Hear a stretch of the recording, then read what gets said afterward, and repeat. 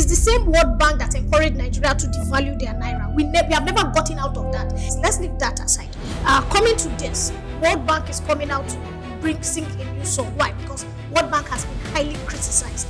At the last OAU African Summit, a lot of leaders talked about the fact that, look, most African countries are into debt and poverty because World Bank keeps giving loans. So you see that a country, no, it's the truth. This is Souq business landscape. Now, the World Bank has warned Nigeria and other sub-Saharan African countries to prioritize export diversification and fiscal reforms as a means to curb rising debt pressures. This call was made in its newly released International Debt Report 2025, which flagged the region as an outlier where debt levels and servicing costs continue to rise in 2024 despite sluggish economic growth. The report notes that much of the debt accumulated was driven by counter-cyclical official financing rather than productive investment, making debt sustainability a growing concern. Now, Nigeria in particular was highlighted as facing mounting external debt burdens amid weak GDP growth and limited export base. The World Bank stressed the urgency of reforms to boost domestic revenue, attract private investment, and reduce reliance on borrowing, warning that failure to act could stall development and deepen fiscal distress across the region. Okay, is World Bank up to something? If we follow the trend, we get to find out that is when they are trying to get something done, then a report is out. When they're trying to push a loan, a report is out. When they're trying to collect a loan or ask for servicing, a report is out. Or when they are acting on an interest of another body, a report is out. But on this particular one right now, do you see them on a right trajectory when it concerns African countries, or majorly we on the western side of the globe? I think for everybody has their agenda. That's the rule of the game. But the question is the statement any further from the truth? I feel like the statement is apt, and in as much as they might have their agenda, it is our own responsibility to do the right thing and, play on our own agenda too. Are we lacking in terms of diversification of our economy? The answer is yes. Nigeria over the years is only the federal government I see, and maybe very few states government that I see struggling to raise money at all. About majority of our state, they just rely on the FAC allocation and the money they can collect from tax internally. That's what they call their internally generated revenue. So strong economies for small businesses. State governors are still squeezing revenue out of small businesses. There's no investment. There's no counter funds to support SMEs on the local level. And it's almost like everybody's just facing the same direction. And every day we sing about our resources, about how we have mineral resources buried across the length and breadth of this country. But we have not seen state governors looking to generate something from these resources. The best they do is just to attract investment into the state. But how about we develop our mineral resources, we export it, we even create an industry around what we have. Like in Nasarawa State, they have lithium. There's now a lithium plant in Nasarawa State of an investment to the tune of $200 million, employing over 20,000 indigenes of Nasarawa State. So imagine we have that sort of investment across the 36 states. We know the ripple effect. We know what it's going to tell on our GDP. We know what it's going to do for our unemployment rate. So that is what we need to see. So, World Bank might have their agenda, the Western powers might have their agenda, but the statement is no further from the truth. And there's benefit for us in this if we diversify our economy. Okay, now, talking about export policy, diversification and all that, let's pick up China. Okay. China is specific. As much as they are relating with you, they are opening up a market wherever they are going. And whatever market they are opening is market for Chinese products, which means their people at home have to produce something to fill up those markets. When should we start thinking in that direction? Produce, not consume. Yeah, so Nigerians, we have always thought in the direction of production, but we would say that I'm one of the scholars of how Europe underdeveloped Nigeria or Africa. How long are we going to Yes, dwell on that? as much as we are tired, it sounds like a song that we keep singing. It is the reality. We see it. How every long are we day. still going to dwell on That's that? what I'm saying. Nigerians, we have always been into production. So, like he said, there are a lot of things he's saying. He's talking about diversification of different governments.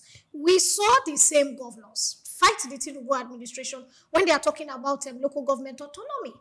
They are the ones not letting, and we all know that the real development starts from the grassroots, because it's in the grassroots that you know where the rubber plantation is. It's from the grassroots that you know where the granite pyramids are. And so every local government chairman, if he has autonomy and he knows that whatever he's bringing from his local government is making a 50%, then you will notice that those development, those projects that died, coal, groundnut oil, little more, a bit of oil here and there, there's a gold reserve. So states like Ekiti have gold. But guess what? Some individuals, for years, we've seen them being arrested, have been going there, to get this out and sell in the market. Now, imagine if a local government chairman in that area knows that, look, if from this your gold reserve, whatever you are making, the federal government is giving you 60%, you will see the kind of investment that will come. But who are the people that are arrested? The last time in Ekiti that they were picked up, they had over 20 Chinese people. So it is the same Europeans who are telling us that we should do something. They are coming to Nigeria, they are taking advantage of the situation, and they are making a conscious effort for us not to dwell on our resources. Let's leave that aside. Coming to this, World Bank is coming out to sing a new song. Why? Because World Bank has been highly criticized. At the last OAU African Summit, a lot of leaders talked about the fact that, look, most African countries are into debt and poverty because World Bank keeps giving loans. So you see that a country, no, it's the truth. We know about the debt. Yes. Stuff. So you we see know that about this, but did they force it down? Now, another thing we are going to talk about, which is what they raised. Nigeria, for example, raised 2.2 euro bonds. Million euro bonds. What was that money for? It was to help fund budget deficits. Why are you giving Nigeria that kind of money to help fund budget deficit? Because there was already money that was used for the budget. But somehow there was corruption. For example, the NNPC where $3 billion went and we didn't see refineries working. We didn't see anything.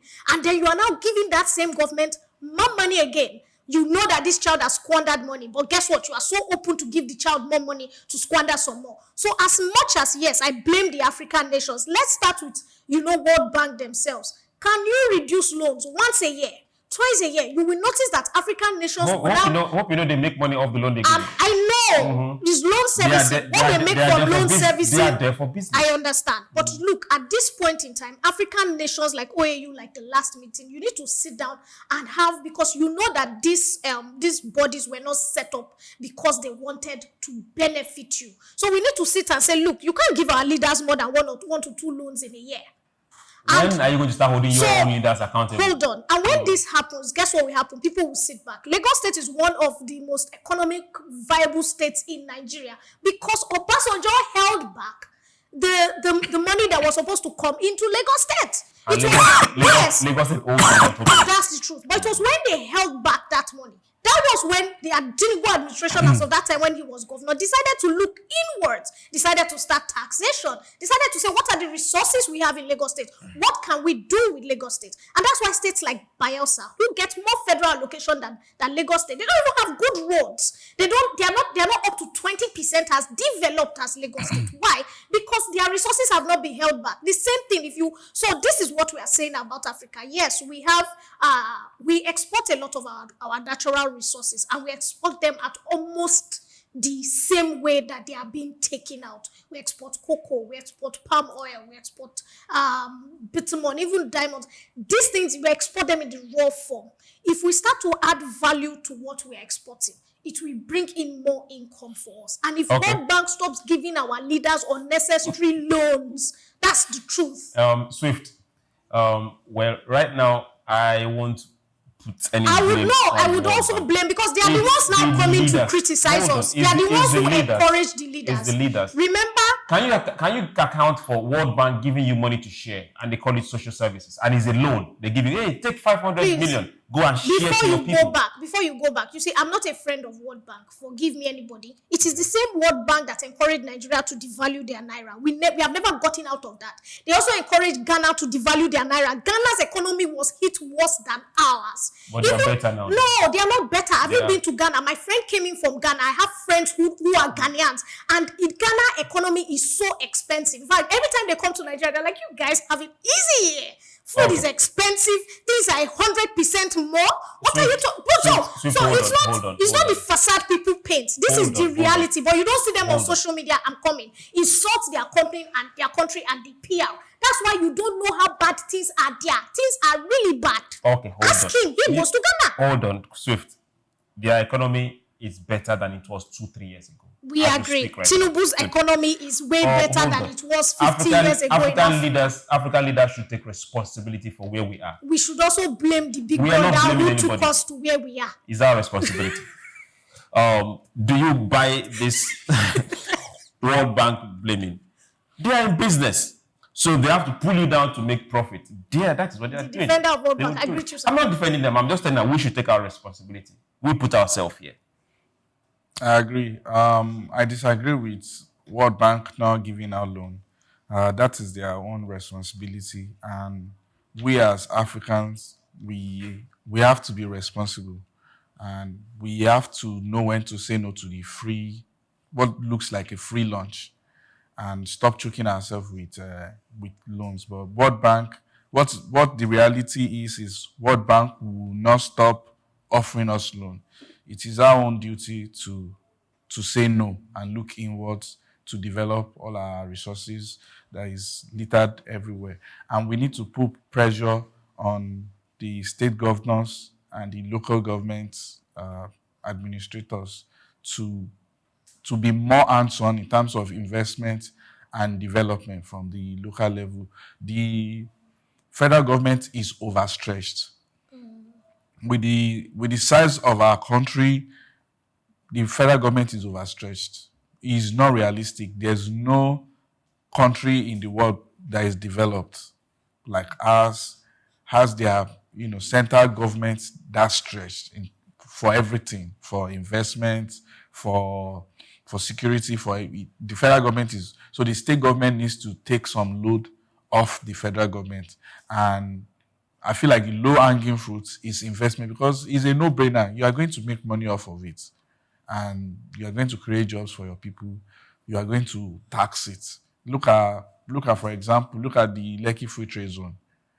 The taxes, even though they call it Free Trade Zone, they are not taxing profit from it. But even the pay that is coming out of Lekki Free Trade Zone, a lot of states can only dream about it.